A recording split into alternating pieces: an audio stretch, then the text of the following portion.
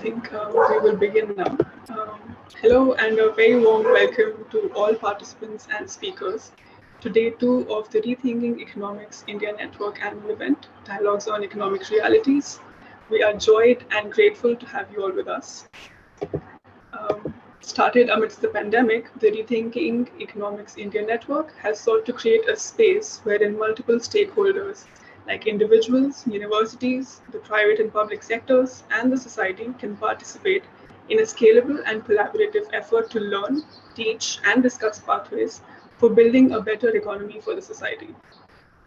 Our annual event, Dialogues on Economic Realities, marks the culmination of delivering numerous focused deliberations and projects within the domain of heterodox and pluralist economics in India, bringing together a consortium of voices from local and international think tanks, youth-led organizations, academicians, and activists to ponder on and brainstorm on ideas and solutions for reshaping our understanding and implementation of economic policies and theories. The themes we are covering during the annual event are diversity and decolonizing, global governance, climate change, and curriculum reform. We started the event yesterday with a session on the need for pluralism with Ingrid Kavan. All sessions for the annual event will be available on our YouTube channel. To register for any of the themes, head to our website and then to our Telegram group, the links to which would be put up in the chat in due time. So the theme for today is diversifying and decolonizing economics, for which we have 3 sessions lined up, namely decolonizing development, understanding the shifting barriers of access to higher education in India, and revisiting tribal agency. The following session, titled Decolonizing Development, is arranged in collaboration with the Rethinking Economics for the Global South project. This is an alliance of local youth-led movements working towards a better economics for the society and the classroom, while focusing on the unique challenges facing the Global South. The project aims to amplify the existing aims of the Rethinking Economics International movement through cross-country organizing and joint action, set an agenda for organizing in the Global South, and contextualize shared experiences to define the relevance of new economic thinking for the region. I will now welcome the speakers for today's session. Our first speaker is Surbhi Kesar. She is lecturer in economics at the School of Oriental and African Studies, London. Welcome, Surbhi. We are very honored to have you with us. Our next speaker is, I was just going to say thank you for having me here. I'm very excited, and it's been a lot of fun, and it's been very enriching to be engaging with Rethinking over the past years. So yeah, thanks. Okay. Our next speaker is Stephanie Blankenberg. She is head of the Debt and Development Finance branch in the Division of Globalization and Development Strategies at the United Nations Conference on Trade and Development. Welcome, Stephanie. We're honored to have you with us today. Thank you very much for the invitation. Happy to be here. And lastly, we have Yirga Woldeyes. He is senior lecturer at the Faculty of Humanities, Curtin University. Welcome, Yirga. Thank you so much. Thank you for having me. All right. So today's session is being moderated by Jesse Trinsky. He is the chairperson of WITS REFA. He is currently studying his master's in applied development economics, and his research is on the intersections between inequality and CO2 emissions. All right. Without further ado, I will ask Jesse to take it forward. Hi. So I just wanted to give some opening remarks about the focus of the session, and then we'll open up to everybody's opening statements. So I think that as a student movement, we tend to focus a lot on the neoclassical economics we taught, which is fine because that's what we are taught, but it means we focus on these very simple models in our textbooks, rather than dealing with how neoclassical economics implements actual policy in developing countries. And it's great to say that, supply and demand might not be relevant to us, or might be simplified, but it doesn't help us understand the context of the more nuanced neoclassical theories and neoclassical adjacent theories on a larger level that actually control policy or influence policy. And it's kind of in the context of understanding more. So it's obviously not our job as Rethinking Economics to discuss neoclassical economics in detail. That's the job of mainstream economics pedagogy. But the idea is to get a better understanding of the overall picture of what the neoclassical economics understanding of the global south is, rather than the very simple micro and macro models that we often get in undergraduate textbooks particularly. Maybe the core textbook is better now. I haven't looked at it. I'm talking maybe about some of the older textbooks. So with that, I would like to open up the first speaker, Surbhi. I think the main question I have down for your presentation is, how have mainstream economists explained the failures of development, particularly with regards to things like new institutional economics and state failure, rather than acknowledging the failures inherent to the actual policies that they recommended sometimes? Okay. Thanks, Tezri, for this question. I'm gonna before we get into it, just kind of lay out some of the basic tenets which might, kind of be useful for the discussion here today. So I guess I want to, begin with talking about what really was understood as economic development in the mainstream literature, or rather even the moment, post-30s, or when the post-colonial economies, they're gaining their independence. Development, no matter, how loosely defined as something which is progress, which has an idea of that you're going forward, but where is it that you're going forward? What does development mean?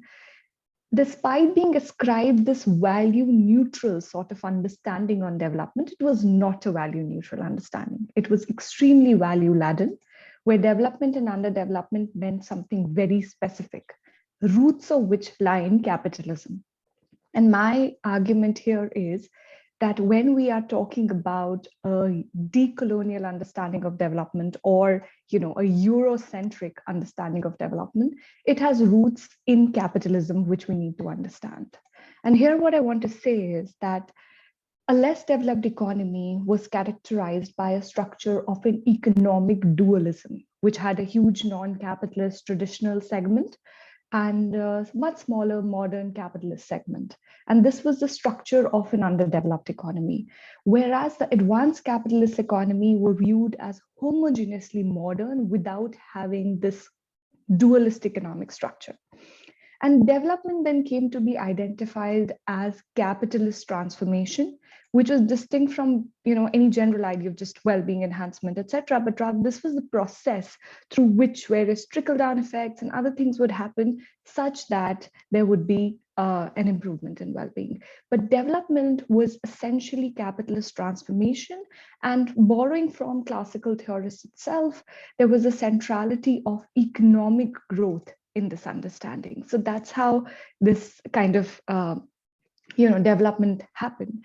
And this value-laden categories of development and underdevelopment were in fact projected as if they were value neutral, where the idea was that development was something that had to be brought into existence, while underdevelopment was a naturally occurring state of affairs, to borrow from Rist.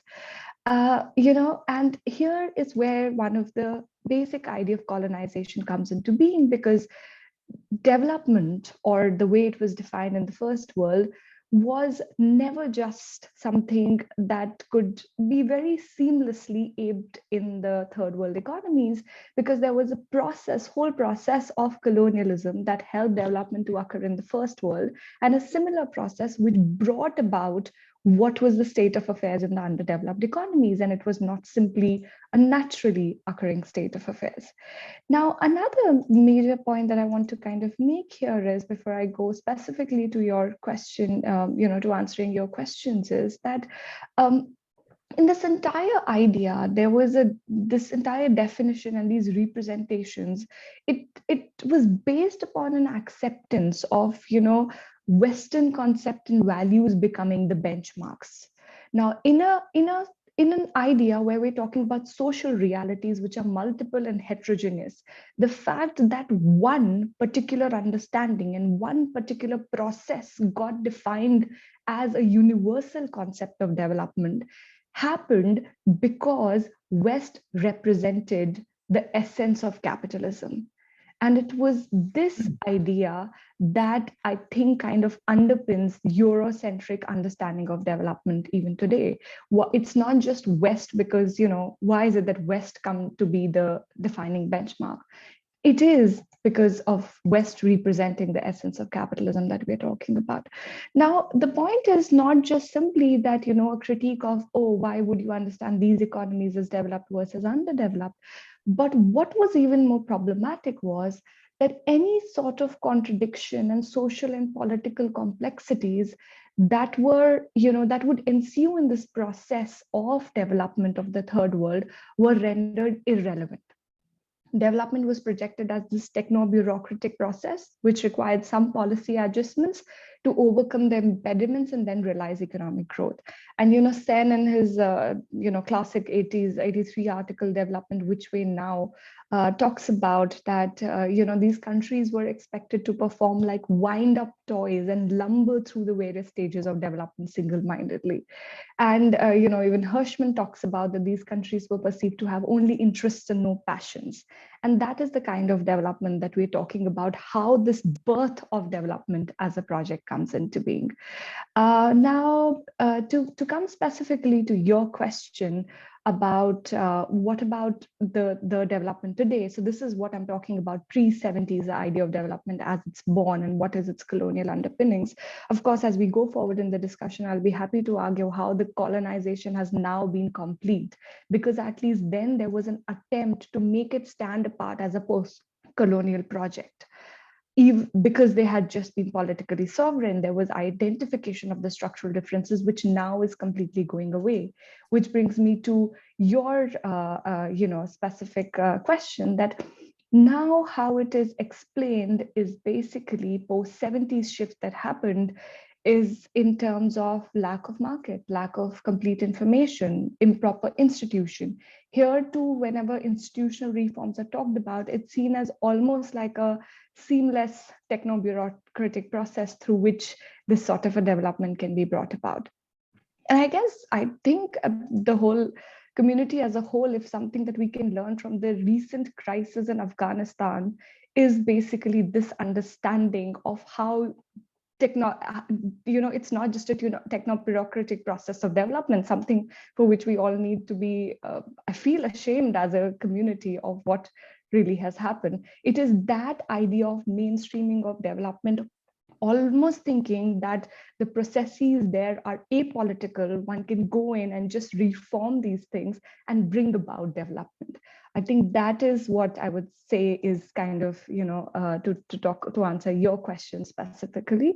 And I guess like now increasingly it's been seen not even recognizing the structures, but seeing it as market failures, which might be caused because of, there's asymmetries in information, there is government failures, there's rent-seeking behavior, and there's cost of transactions, etc.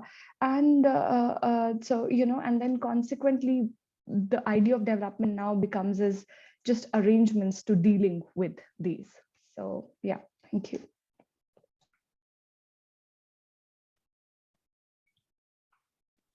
Great stuff. That was very interesting. I think I'm going to move on to Stephanie now.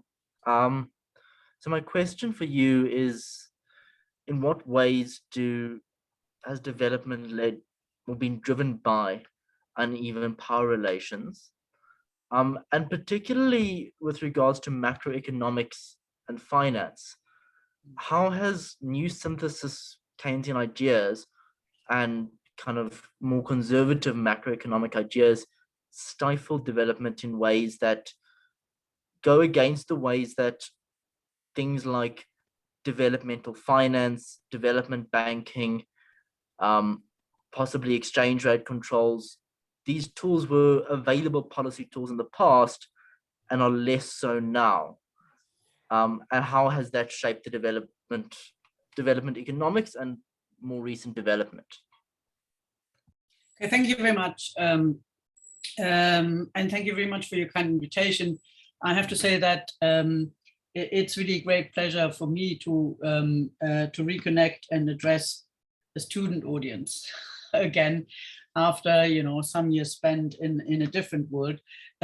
Just for general recognition, I also therefore must point out that what I'm going to say now are my personal views as a researcher and not those of UNCTAD, right?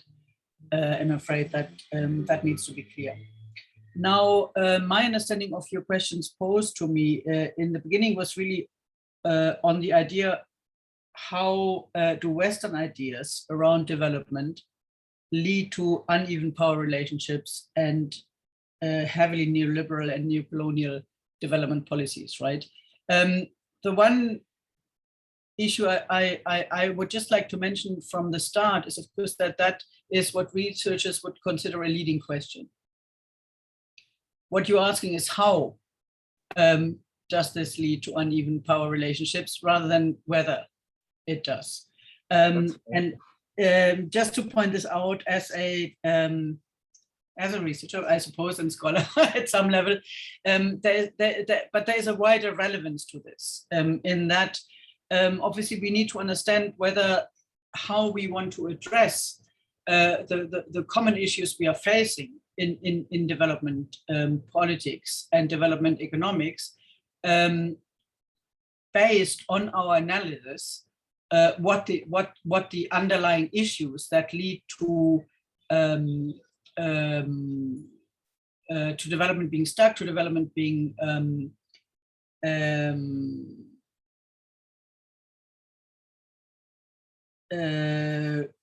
becoming increasingly again subject to what I would very forthrightly call neocolonialism, new neocolonialism, if you like, and I'll go into that in a second. How we can agree on what the issues are. Now, for economic students, of course, there is a big issue about to what extent economic theorizing that has come and still comes from broadly speaking, advanced country universities, one way or the other, whichever way you want to look at this, including, for example, a vast majority of economy and finance ministers in developing countries having been trained in such universities, for example, being an issue. Now, but I simply wanted to raise the issue of nevertheless potentially problematic leading question, right? We need to think about this, whether it is a question of the origin of where these ideas come from, rather than a question of analyzing the political and policy issues that we face at the level of multilateral and global economic governance, all of us, right? This said, I would like to raise 3 issues in particular for your consideration and discussion. Now, in my view, certainly the current practice of development policy, very largely through multilateral and bilateral fora, is marked by 3, in fact, actually 4 basic concepts that maybe we can discuss. The most important of this is, and it does in effect emerge from mainstream economic theory, and if that includes, and I think it does, new institutional economics, the most important of this is that all or most developing countries are considered to be corrupt, to be led by corrupt governments, and thus only have to blame themselves for the developmental failures.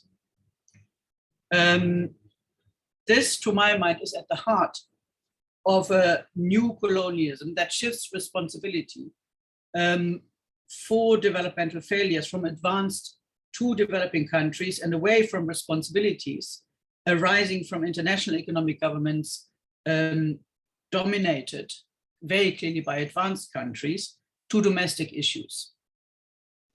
So there's a first concept that I think is very important. The second is that in order to counteract such corruption, which with corruption being understood to come primarily from governments, that is from the public sector, what is needed is a large role for private capital that includes international, often institutional investors and local small and medium enterprises that will need most support from the multilateral system. This shifts attention away from the ills of the international financial markets and the rise of multinational rentier companies that owe much of their power and of their profits to legal corruption in advanced countries, such as, for example, revolving doors between government and private sector corporations. Third, that all or most developing countries suffer from human rights abuses for which they should be sanctioned. Fourth, that all or most developing countries lag behind in gender equality. Now, what I'm trying to say here is that there is a current discourse on development policy that takes on board not only long-standing economic policy concepts, such as private better than public, but that also takes on board and has taken on board for quite some while issues such as corruption, which go beyond a merely economic policy discourse, such as human rights and such as gender issues. Now, in some cases, those concepts, such as, for example, the concept of corruption, of course, do go back to what you will probably be taught in your economic theory classes, if they include more recent neoclassical theory that theorizes the concept of corruption in particular, and that theorizes the concept of the role of institutions, but fails, of course, to theorize any concepts of underlying power relations.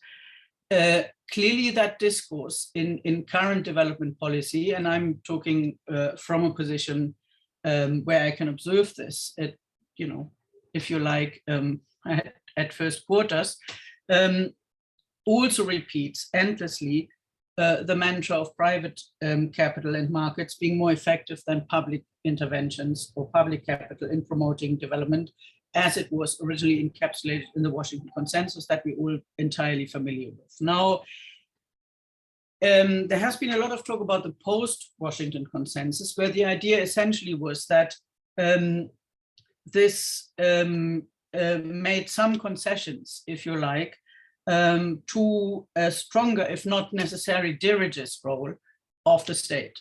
Now, in my view, certainly, instead, right now, the kind of development policy discourse that we face globally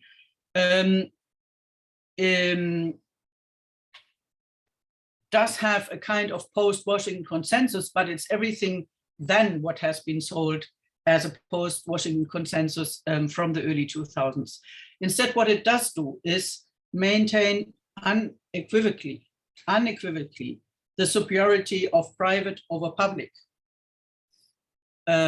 economic intervention, but also any, in a wider field, social or political intervention, and of markets over states, but entirely ignoring a very vital development that has taken place since, say, the mid-1990s, broadly speaking, maybe early 1990s.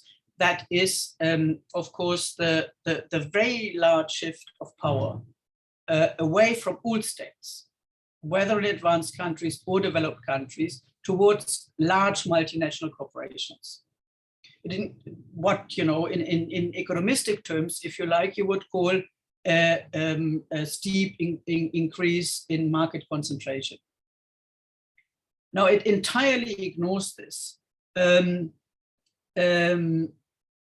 both financial markets as well as non-financial sectors of economies, and diverts the discussion instead to issues of anti-corruption, human rights, and gender equality. Now, before I become a pariah in this discussion, I just want to make it very clear that, of course, all these issues fully deserve our attention, right? I'm not arguing with the importance of all these issues. The only thing I want to point out in a context in which we want to discuss how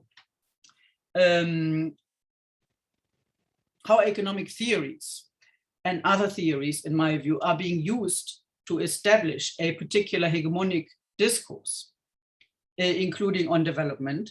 The only thing I want to point here out is that precisely those issues that should be close to our heart, such as human rights, such as anti-corruption, such as gender equality, and we can add to this as you see fit. But I'm only mentioning these because those are the ones that are currently predominant in these multilateral fora, whether this is right or wrong. The issue here is that these issues have been completely usurped for the purpose of a development policy discourse that alongside a very well established, very well integrated, entirely unequal representation and voice of developing countries in international financial institutions, or if you like, the Bretton Woods institutions, reconstitutes, is the basis for what I would call a new or even new colonialism that blames developing countries for their ills quite systematically and prescribes generic policy solutions under the banner of a new multilateralism. It sidesteps its responsibilities, or the responsibilities of advanced countries, whether you would like to consider these Western or not, which in itself is perhaps an issue to discuss, in allowing an entirely unstable and unequal international monetary and financial system to go ahead and flagging up these kinds of issues as part of a hegemonic discourse. So my remarks here would also be that if we want to confront the influence of mainstream economic theory and mainstream development economics, this does not stop at the door of economic theories around. If we want to address the hegemony that is going around these days in terms of development policies, we need to go further. We need to understand that the human rights dialogue did not come from nowhere and is in many ways a liberal dialogue, however much, and it doesn't, I can only repeat this to avoid any misunderstandings, that it's not a statement to say we shouldn't look at human rights issues. Of course we should. The question is, how do we do this? How do we consider gender equality issues, and in the context of also looking at economic development policies? Now, I understand from what Surbhi said, that development is not considered just economic, right? I understand this. All I would say is that though, unless you get the economic basis by which you can raise living standards and you can open democratic spaces, you also have a problem, right? You need to seriously engage with even technical issues to open up economic growth spaces such that you can also have fora that look at other issues. I think that at least needs to be considered. It's not going to happen miraculously. Now, to the last point I would like to make quickly is that I think in terms of economic students who are looking at the kind of medieval theories they're being taught in mainstream economic faculties by anybody's standards. You know, the Holy Office of Inquisition is the best I can come up with, and you know, you may have your equivalents, but just to make it very clear that what should be looked at here in terms of development policy practice is not just the idea that there are predominantly, certainly Western by origin, ideas that have made of development an economic concept that that is subject to certain policy considerations, and that have facilitated, certainly since the 1980s, not necessarily in detail before,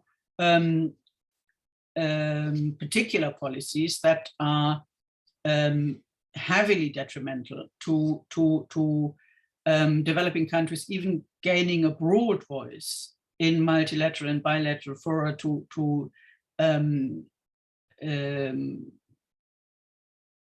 defend an idea of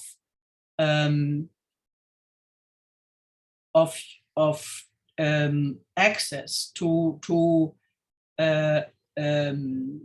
economic means to develop their own societies as they see fit. The main idea here is not so much just a question of economic ideas, but is a question of hegemony that I think Gramsci has formulated the best, and which essentially has always meant a situation by which those that suffer from any current dominant consensus on policy issues actually agree to this. This was Gramsci's point about hegemony. And what we see increasingly is that that we face a situation where much of the discourse I've just described, and that is usually detrimental to developing countries, to the living standards of people in developing countries, to any kind of space for a wider discourse on what development should mean, whether it's a colonial imposition or not, and so on and so on, is hampered by such little economic space through huge debt burdens, through huge reliance on US dollars, to be very simplistic, but where you need to have US dollars to be able to eat, you need to somehow earn them at the end of the day. Very limited by the refusal of advanced countries to consider the equitable use and development of, say, new i.e. digital technologies in finance and trade at all in international fora. In this kind of context,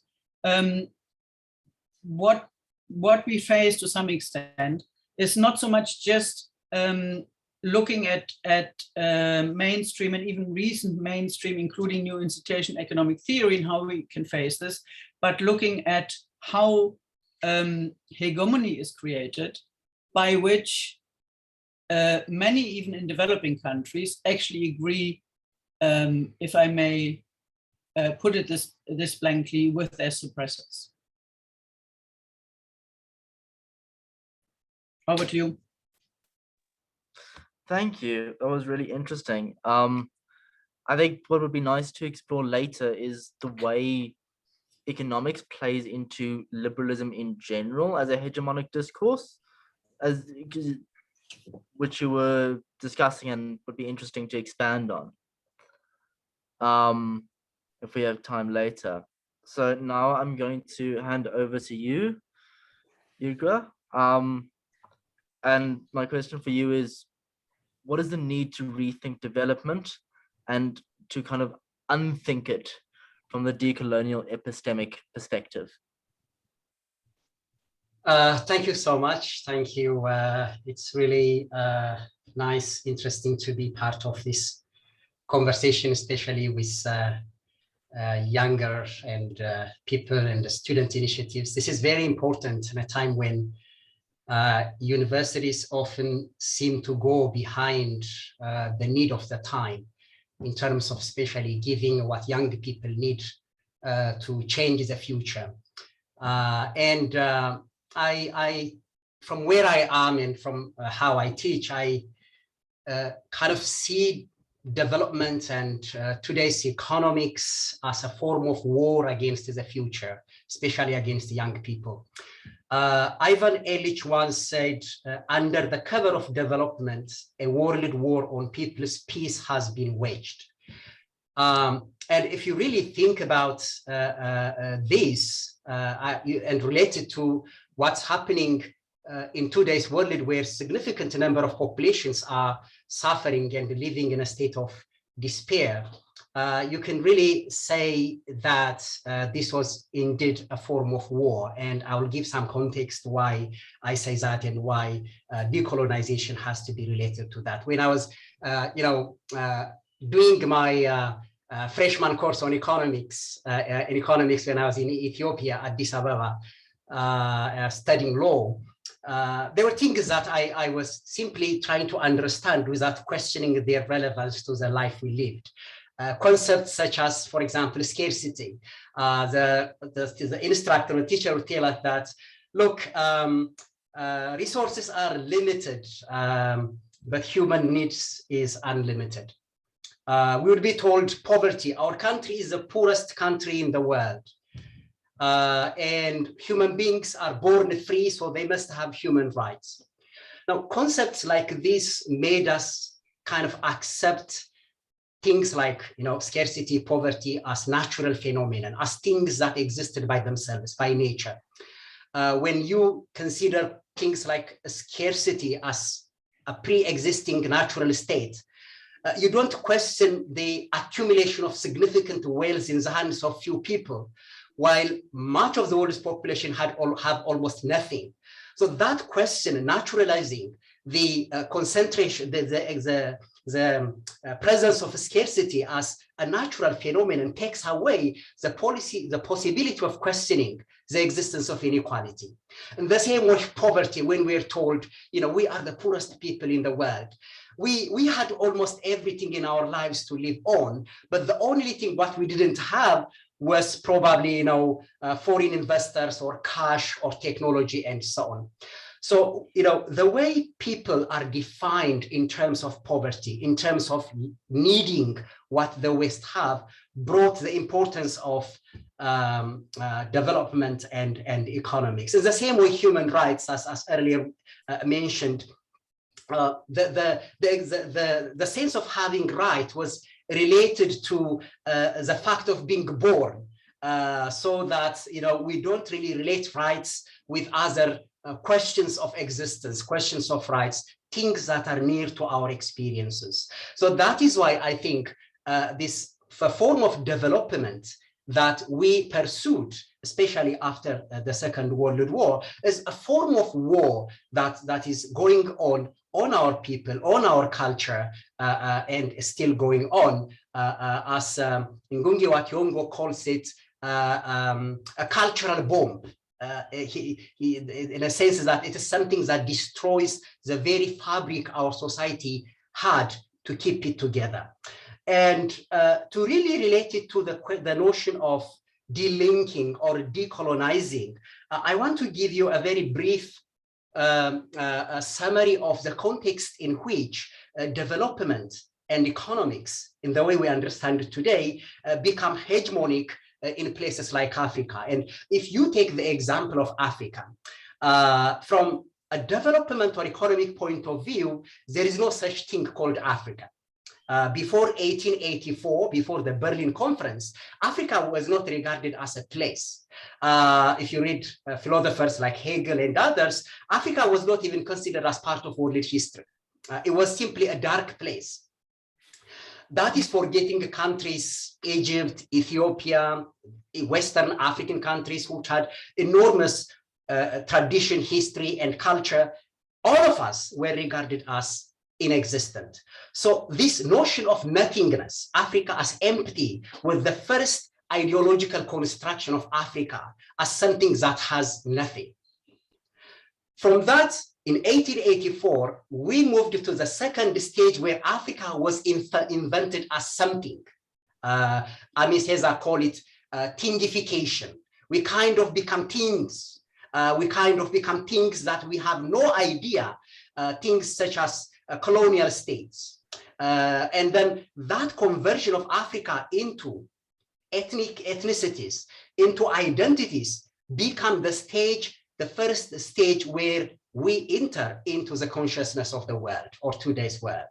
That process of thingification has two dimensions, if you like. One is the ways in which African populations are taught as primitive, as racially divided people, warlike people, primitive people. That is a thingification of human beings.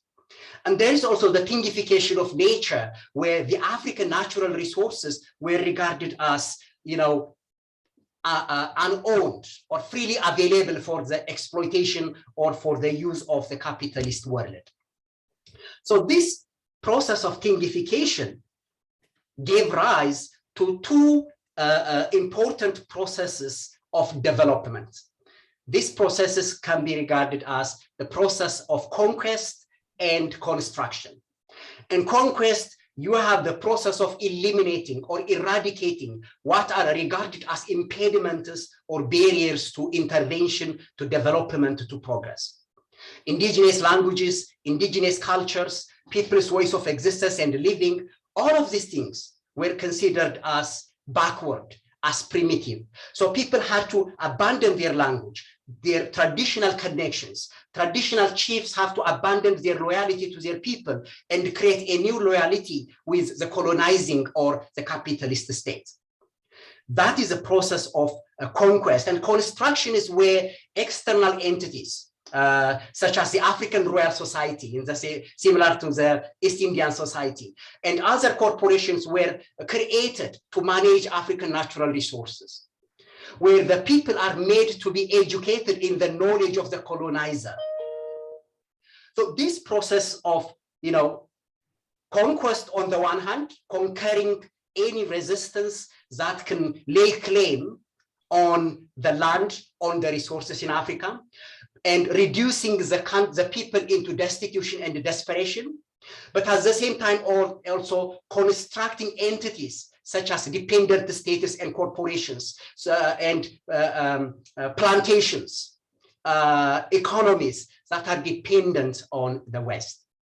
So if you understand this as a context out of which these notions of development came about, then you can see that development itself is part and parcel of this colonial process that presented Africa not simply as lacking development, but also creating the context, the conditions that made Africa to be like that. So when we think of decolonization in this sense, is really a lot of things. And just to mention a few, one of the things is to really understand ourselves, how this type of understanding for people like us studying in Western universities, educating ourselves with experiences that are alien to our people, it requires a kind of decolonization of the self. Understanding that our own profession and our own abilities are very much connected in that colonial project. So that form of delinking is reflecting on what are the things, the thoughts, the ideas that give me a sense of importance, a sense of a scholarship to speak on behalf of the people or on behalf of so many things. So that form of decolonization is very important. Otherwise, decolonization can become another form of recreating a kind of hierarchical system by which we continue to become educators and our people learners. And the second important thing is to really break this barrier. Often we assume that the world we live in these institutions and systems of finance, of development, and so on, is permanent. We have to start from the assumption that these things are not permanent. There are lives, there are communities, there are structures, there are educations going on out of the system of development and economics that we know of.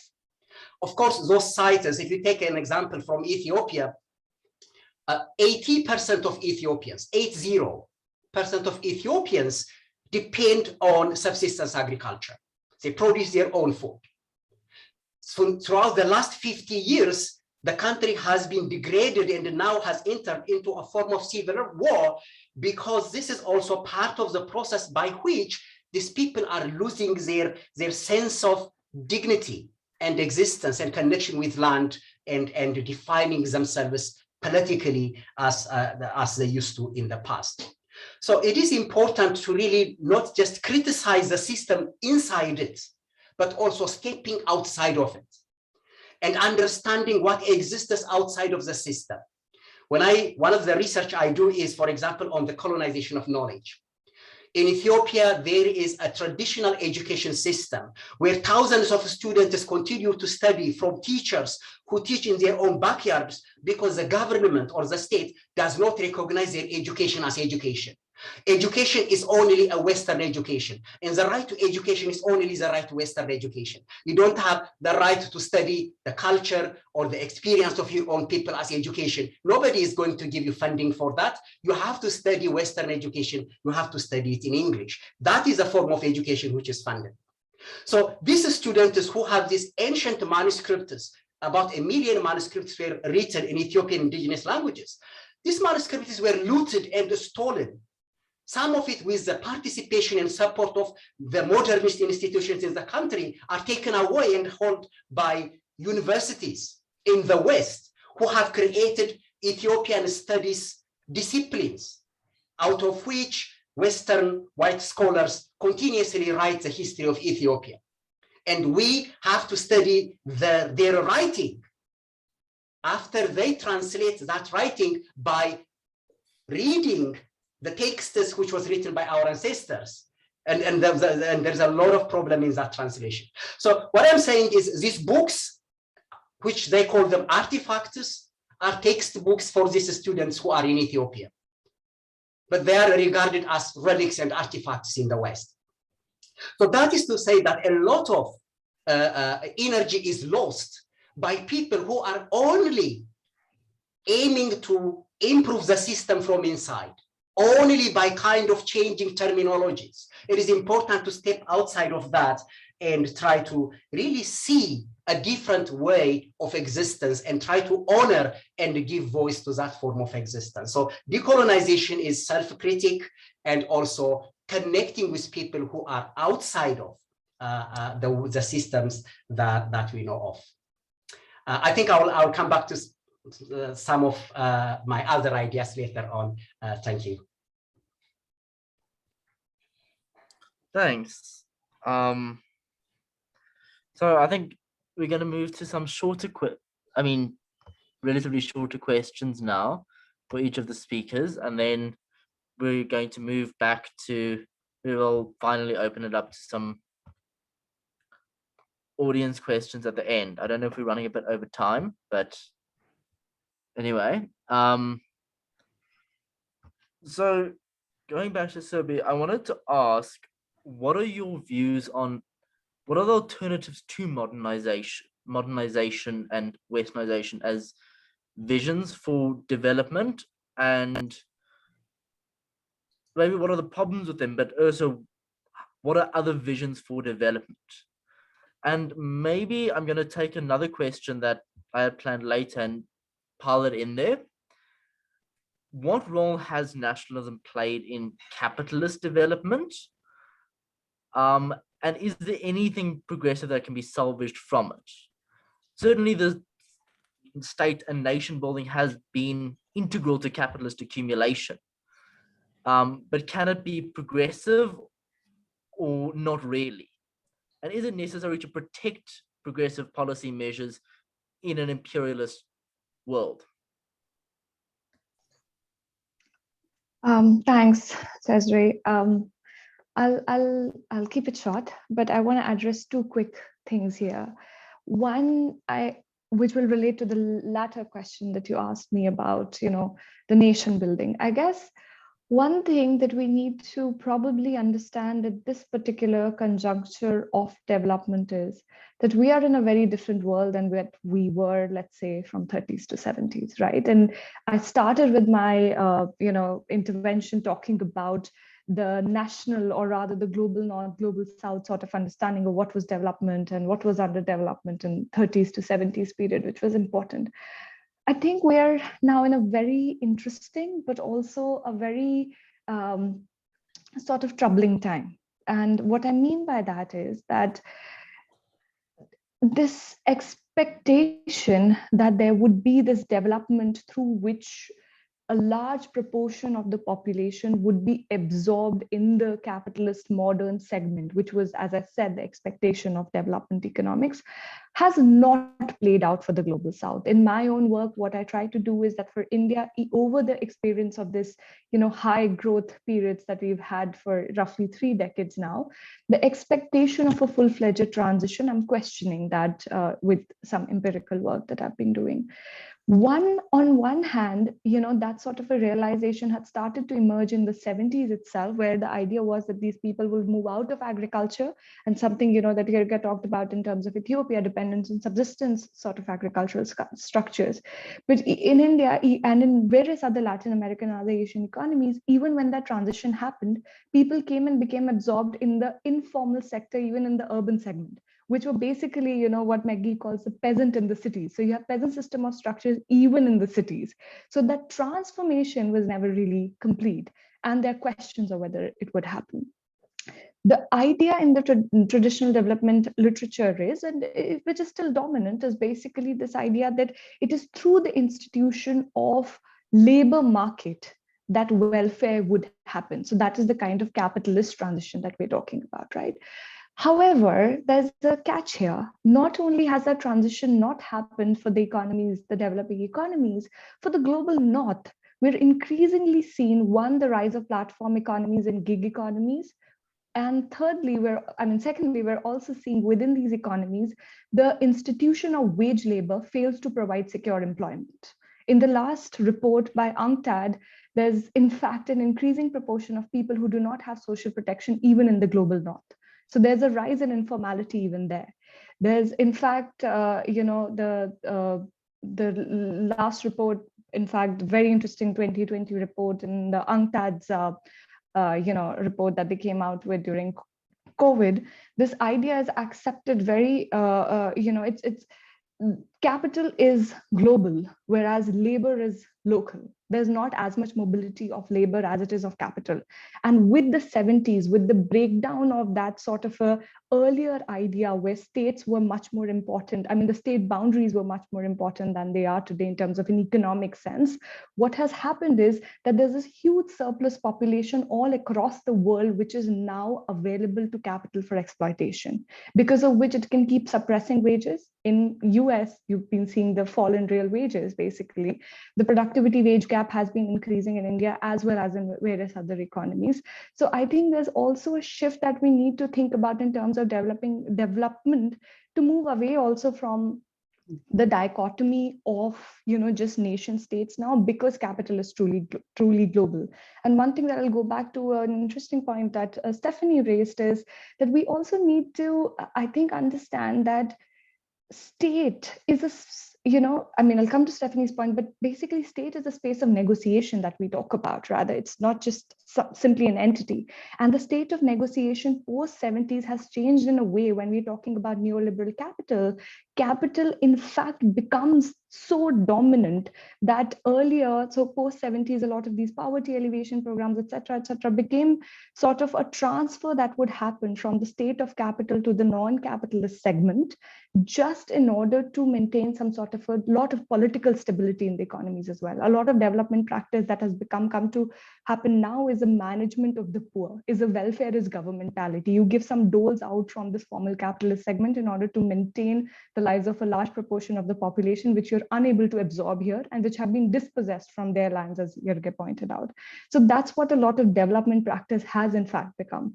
So going forward, I think the space of negotiation that has come now is a very interesting one, because on one hand, a large segment of the population is pushed to such extent that they're increasingly finding it hard to subsist on the doles being given out to them.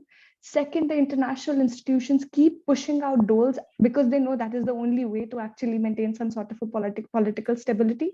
And the formal capitalist sector is becoming increasingly wanting to get larger share of the entire pie. So that is the kind of tension that we are dealing with right now. But this is also the time when capital is extremely strong. We are at a level of inequality which we had experienced during the colonial times.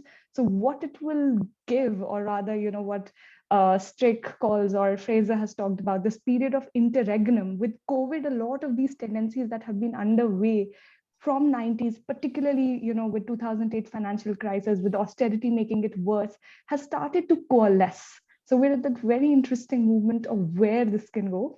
But concrete policies, I think we're running out of time. So I won't come to that, but I hope I've touched upon certain things of the argument, but I'll be happy to come back to it. Great. Yeah, I think we're going to go back to you, Stephanie. And I wanted to return to the question on where you raised about liberalism and how the argument or the ideas of human rights and women's rights put forward within these, and gender equality put forward by international institutions, was a very liberal thing, and maybe how economics is tied with liberalism, and maybe to tie it in with something Yirga said, when he said stuff wasn't viewed as being owned before in Africa before or at least by colonists, it wasn't viewed as being owned, and how liberalism views property rights as equatable with human rights, but also how they view property rights as dependent on productivity, as they define it. Sorry if that's too broad. No, okay. I mean, that raises a number of issues. But let me just get back. First of all, I mean, there is a question on the side panel by someone called Bhattacharya, on what we mean by standards of living, correct? As far as I can see. And the only point I want to make on this to the colleague is that improving standards of living is really a concept that I think should not be discarded. Standards of living, of course, is very broad. It doesn't just mean your calorie intake. It doesn't just mean your income per capita.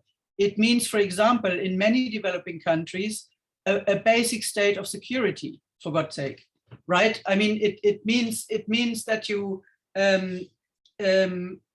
that standards of living improve in the way you can develop your life, not just very simplistic economic concepts about this.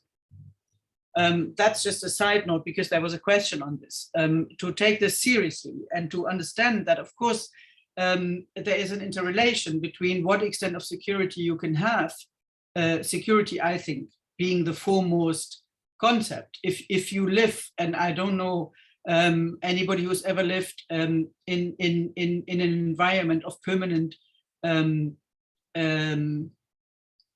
can I say it, permanently weak states and high degrees of insecurity, knows what that means. So I think there is a point at which the concept of raising standards of living is not to be discarded, if it is understood to also include day-to-day stability, quite simply. I don't think this should be underestimated, and it should be perhaps discarded. Now, on much of what Surbhi said, I agree, right? I agree that there is that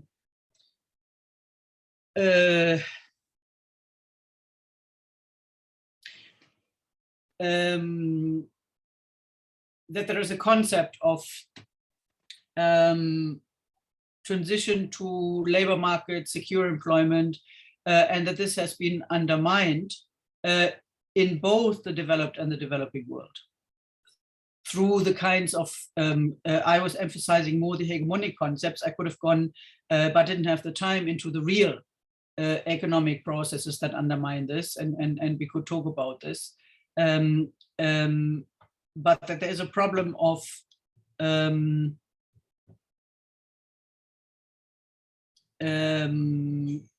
capitalist, or as I would almost call it, rentier hegemony, undermining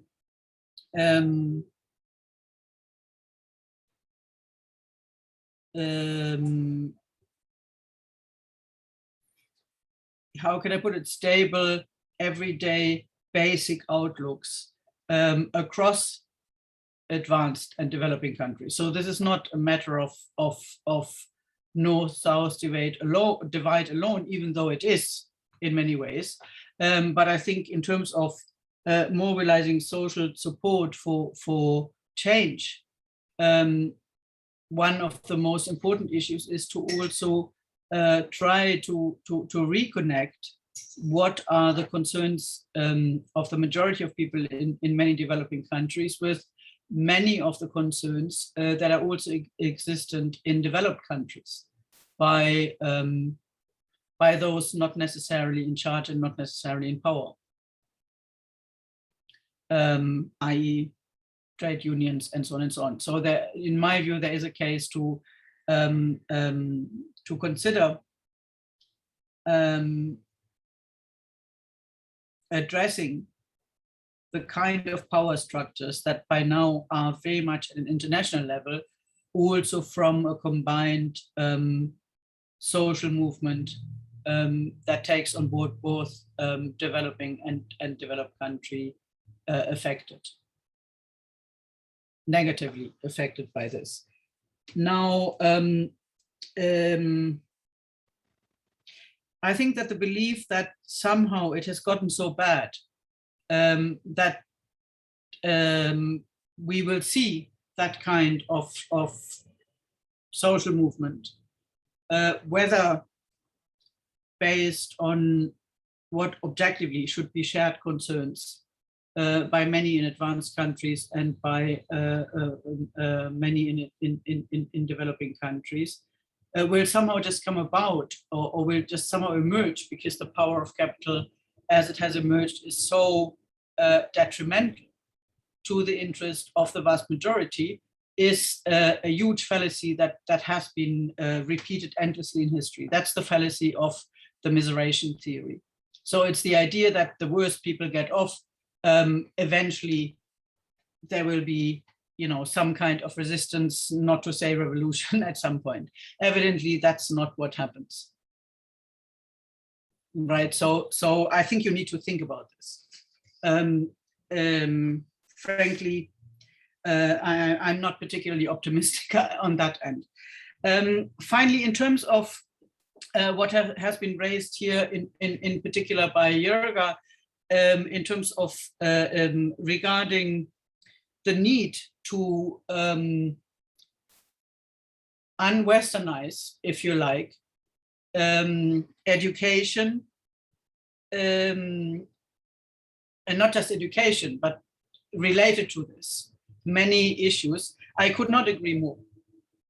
I think it is very, very clear that the kind of hegemony that I was trying to describe, just in terms of largely economic development policies, to be frank, I'm a macroeconomist, so I'm primarily looking at this. Excuse me, but the kind of concept of hegemony I was trying to make clear entirely includes this. So your example, in particular, of how students in Ethiopia will be made to relearn their own history through the mediation of Western scholars. And I was a lecturer at the School of Oriental and African Studies in London. Yes, I couldn't emphasize more with, and I think a hell of a lot has to be done in this regard.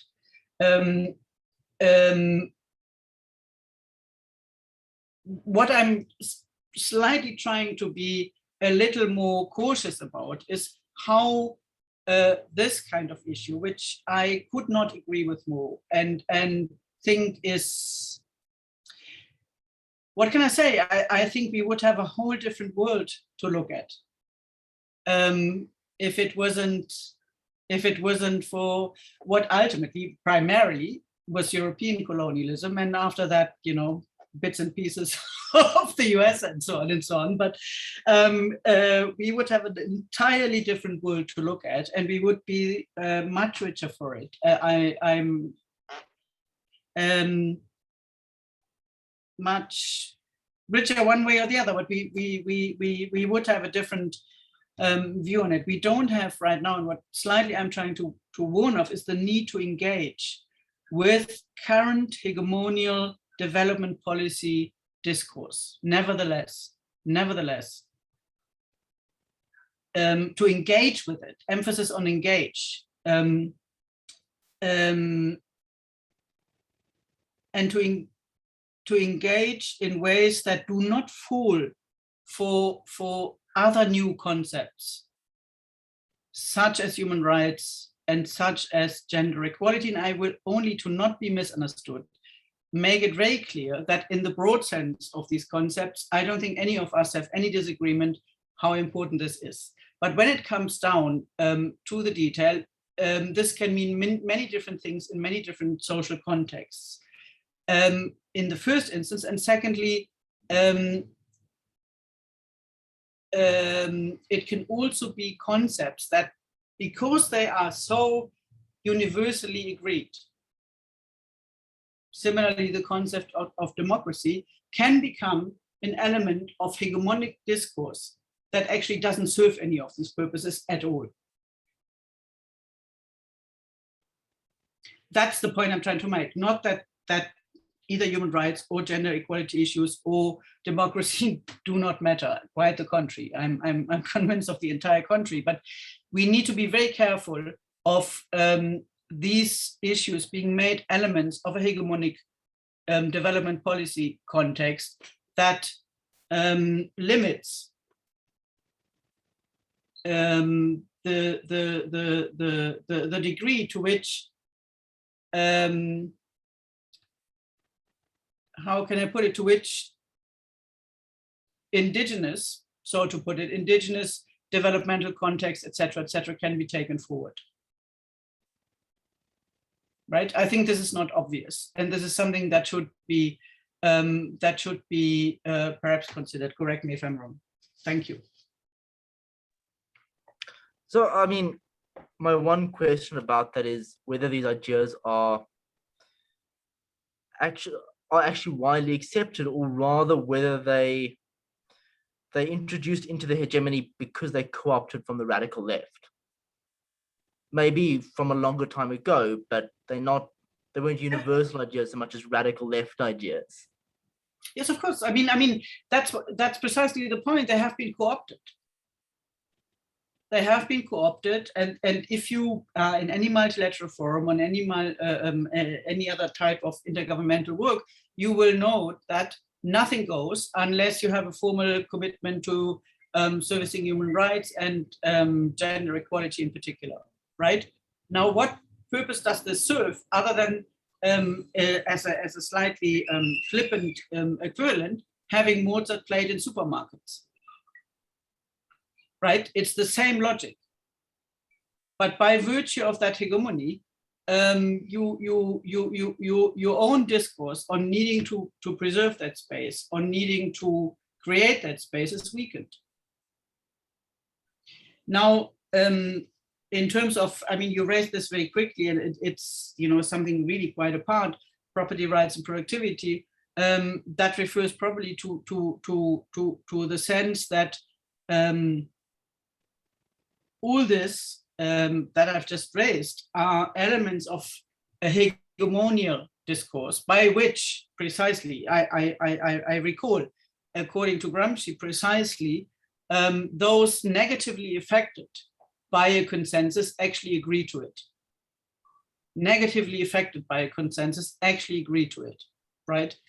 So you usurp the space for debate that would naturally go to opposition, to rethinking, to reform through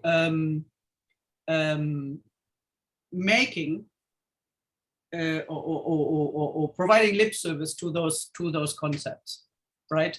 Now, in terms of another issue that you raised, Jezri, property rights and productivity. Just very briefly, of course, that is part of the story that concerns the rise. Not just that we're not just talking about capitalism generally. We are talking about a specific form here that is increasingly marked by rentierist behavior by large enterprises, large multinationals, whatever you want to call them. And rentierist also means essentially that you do not raise productivity through the employment of labor, through newer innovations, new innovations is obviously innovations, to be brief, etc., but that you obtain your income, and that's one of the reasons it's called rent, through derivative strategies such as control of property rights, right? In this case, we're talking in particular about intellectual property rights. So capital obviously always has created its income through control of property rights, as we know. But in this case, there are specific strategies that affect developing countries that relate to intellectual property rights, which in themselves are new property rights. And we could talk about financial property rights as well, and the very history of how property rights on financial assets were even created, right? So there's a number of issues to consider. One is the hegemonic discourse that takes all these issues on board. On the other hand, there is the real structures of what today defines resource flows from developing countries to developing countries through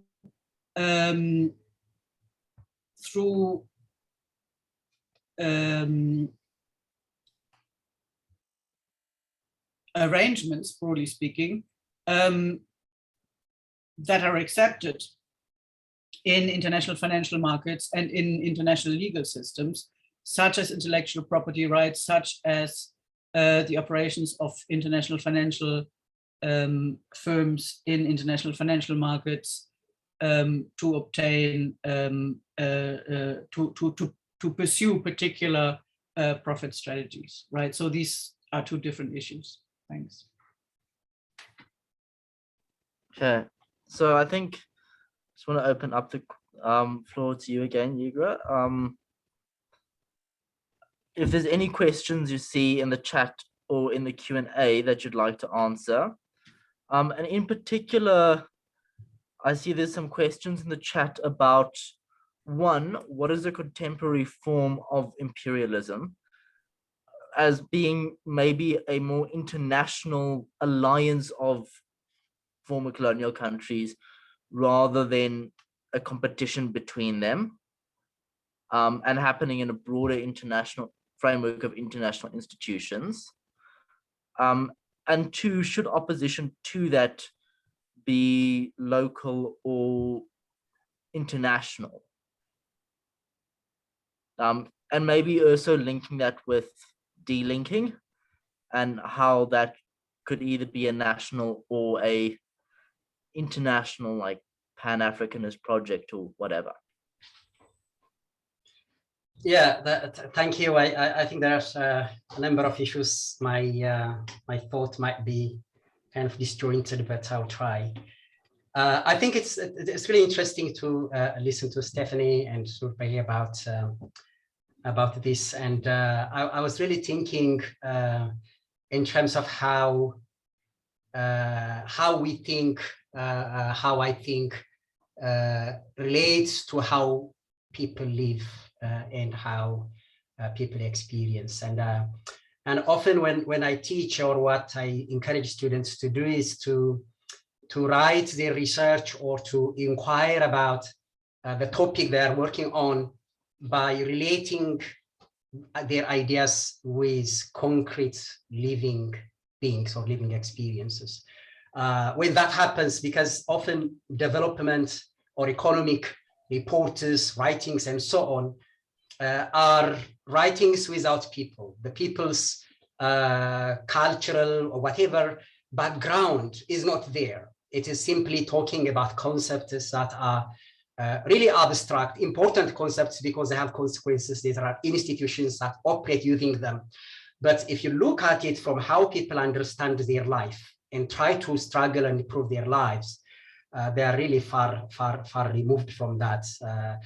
Something like defining malnutrition as deprivation of energy or things like that. So when we try to engage, and I think what Stephanie was saying was important, but what I also struggle about engaging, especially around human rights, is why is human rights important when it comes to development and human rights of Africa?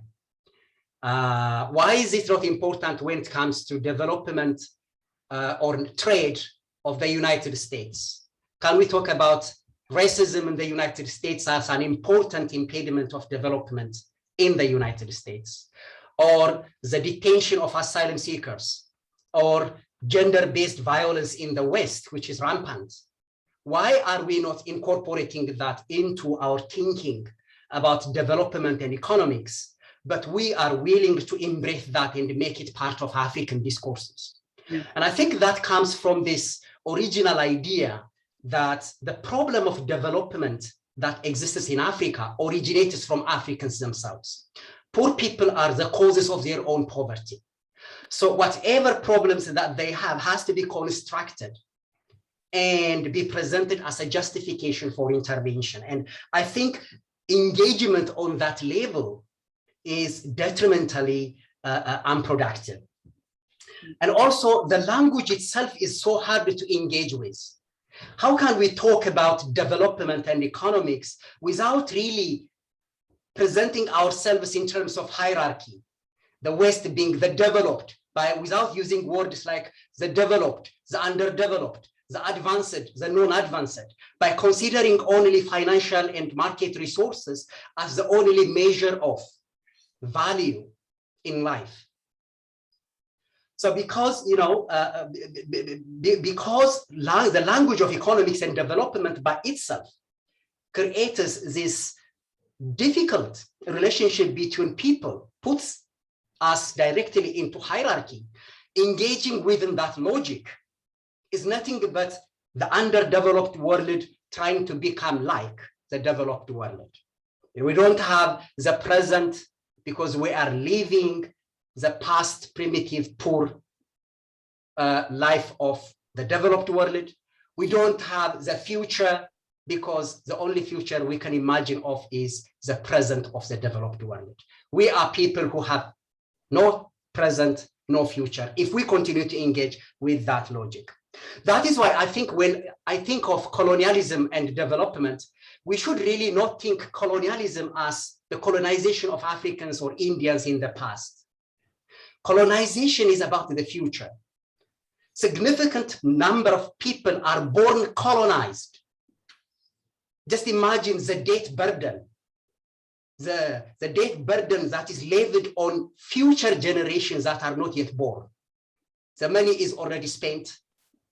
When they're born, they're already colonized. You see, so when we think of decolonization, I think it is about decolonizing the future that is written by languages, systems, structures that will never allow people from unprivileged positions to be part of the future, other than servants, other than, and so on. So, if you really link it with how, because I often study about Africa, in Africa and the nation state and the importance of that with development, there was a form of existence like India, Africa, and many other countries where countries, nations, or civilizations before they enter and kind of discover themselves as underdeveloped countries or underdeveloped nations. And remember how the structural adjustment program in Africa, for example, changed the kind of younger African status into ungovernable, poor, dependent nation states. And the problem of now is not just that Africans or we cannot get enough employment and so on. The problem is that a lot of people cannot even be enough for exploitation. That we have become almost, significant number of people have become almost irrelevant to these emerging markets. So with that future that we are entering into, where what is going to work or not work is already predetermined.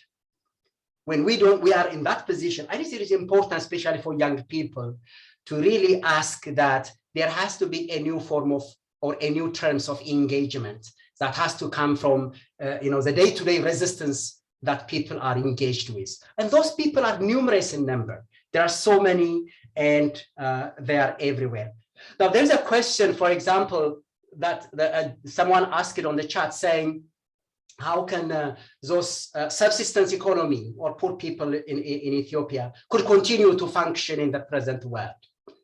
And I think that is a very important question, but also a question that shows us that our understanding of the future is only based on the belief that current man-made structures and systems are eternal. They're not. We should not really start from that assumption. The subsistence farmers, which had their own lands and were growing crops and feeding their family, of course they needed help. Of course they needed education, but they didn't need their life to be converted into poverty. And in the name of efficiency, some of them didn't need to lose their land for an investor, because doing that will generate more GDP and the country will grow in the figures of IMF, World Bank, and other people. So these are the things that we really have to base our thinking about economics and development on real life that is lived by the people, not based on whether these ideas can work or not.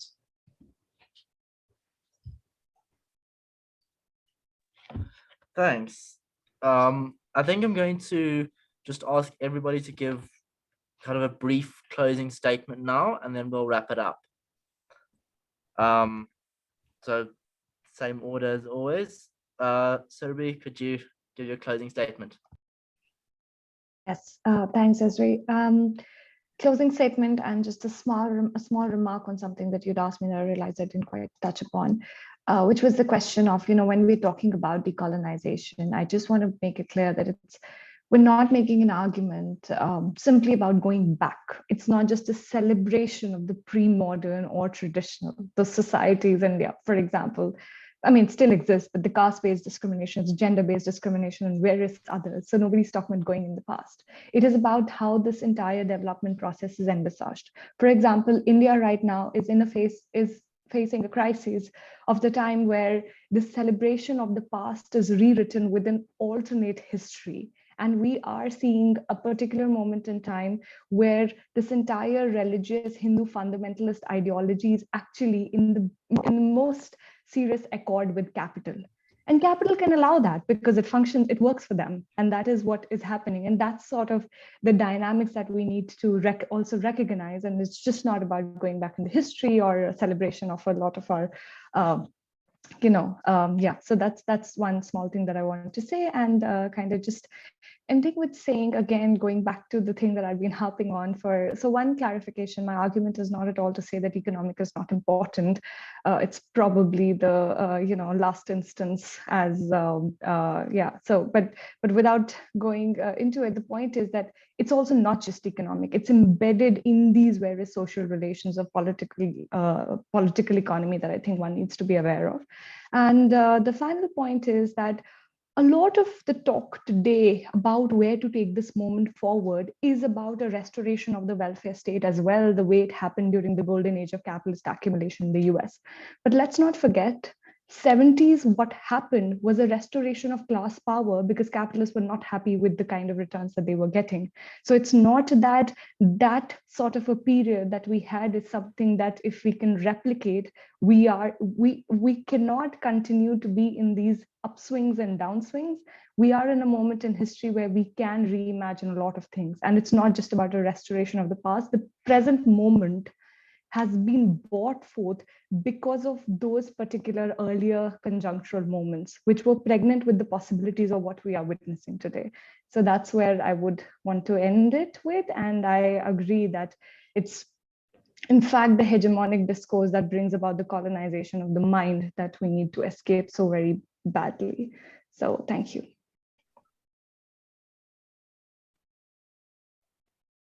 Great.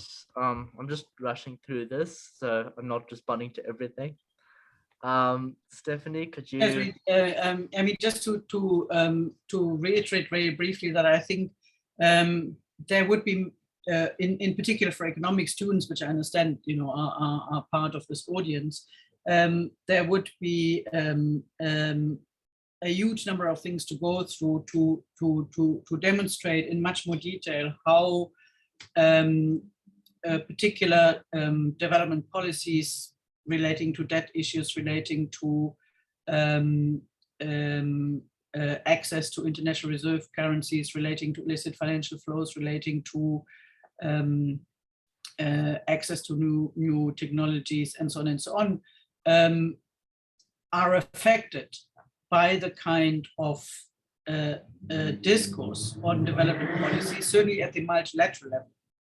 I have to emphasize that I have been highlighted here, and that I think should be considered a common course by all of us to counteract. And to what obviously, you know, we might need to further talk about is how exactly do we want to counteract this, on which particular basis? Do we share a common analysis? And I would have thought that probably is the case. Do we share a common analysis of the kind of shifts in international power relations that affect all of us? Even if they might be doing so in different ways, still affect all of us to move beyond the concept of nation and towards the concept of the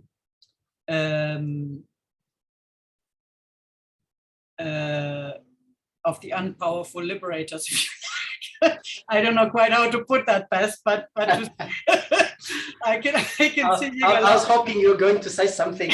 Yeah, I mean, because I don't know what will come after the exactly. I mean, you know, we'll find ways of how we can put this, but where there is serious and concrete work on how to tackle these particular mechanisms of multilateral dominance, that in fact is largely economic, and the new colonialism is in very many ways at present, perhaps more so than it sometimes has been in the past, is very economic. Since also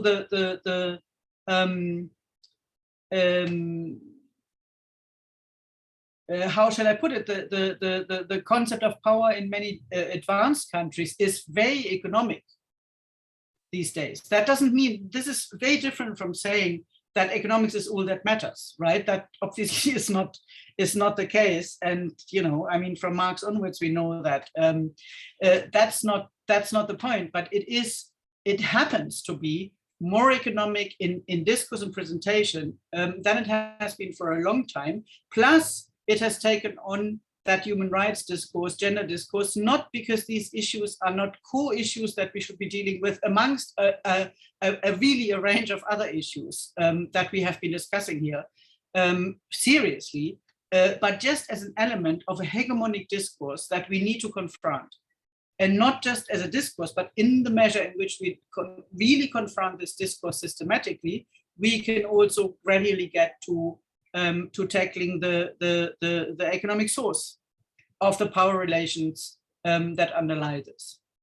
And to my mind, if we don't do this together, neither of us has a chance, right? Not neither of us, meaning in this context, simply none of those who are at the receiving end of this international system has a chance, plus none of those who are involved in what may be more national, more even regional issues have a chance either.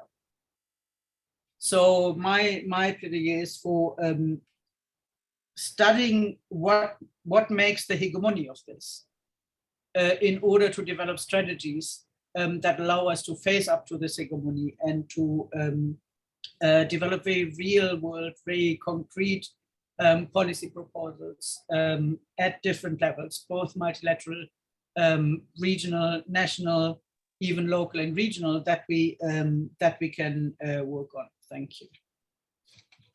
Thank you.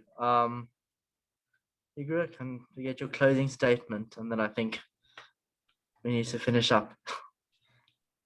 Thank you. I'm just one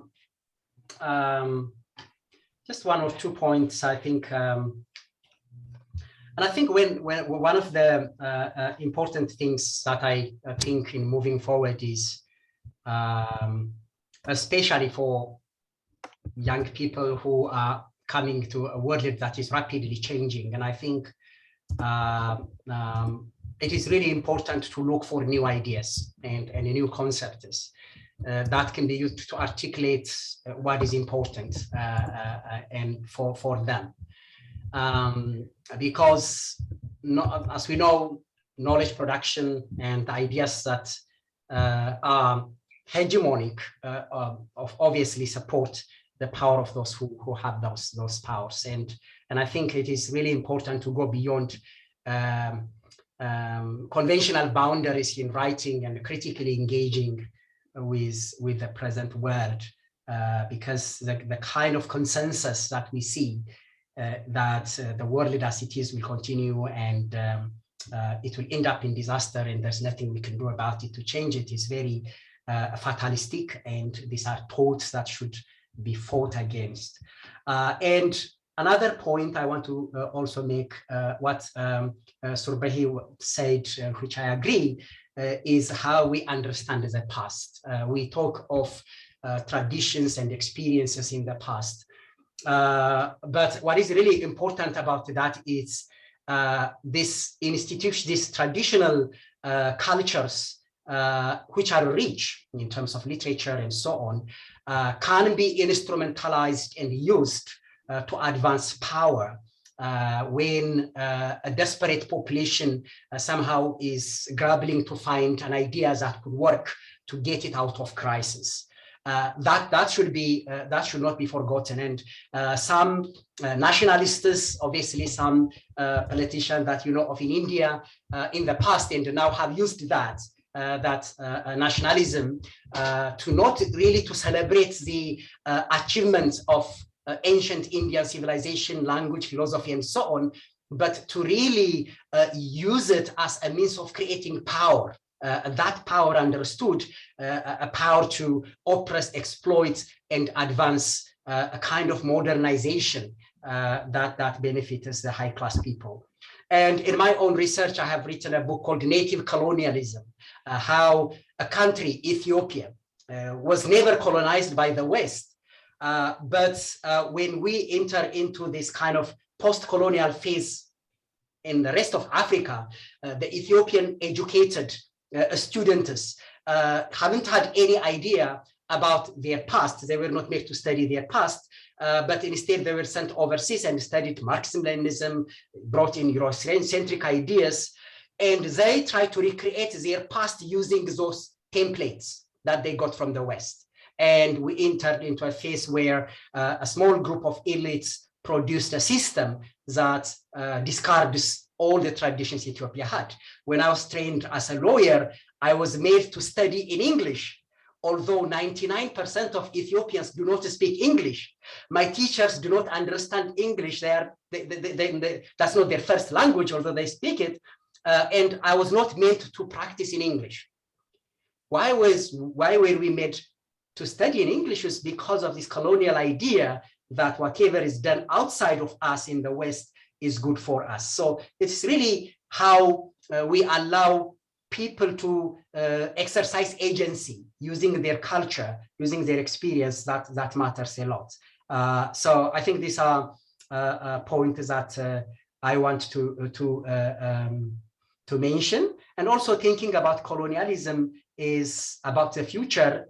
Data is one point, and also the ways in which data and information extraction, knowledge colonization is happening in Africa and in other parts of the world is also very concerning. So we really need to be aware that this is not a system that we can easily improve it. We really need to do a lot of work in rethinking and establishing connections and building local communities. And that transcends that locality and build as well global solidarity. Thank you.